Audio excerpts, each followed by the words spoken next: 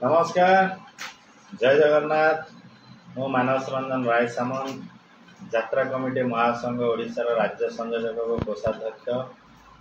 बालेश्वर जिलार समस्त कमिटी मान अनुरोध, आसंता 29/9/2024 तारीख दिन बालेश्वर झाड़ेश्वरी मंदिर प्रांगण में एक कार्यकारिणी बैठक अनुष्ठित करा जाउछि।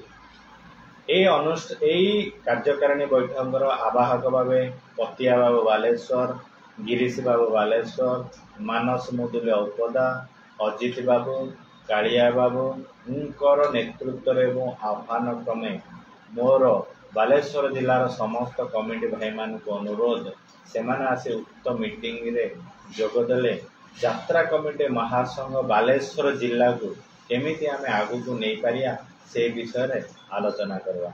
रहिली आसंता 29/9/2024 तारीख बालेश्वर जिलार झाड़ेश्वर मंदिर प्रांगण।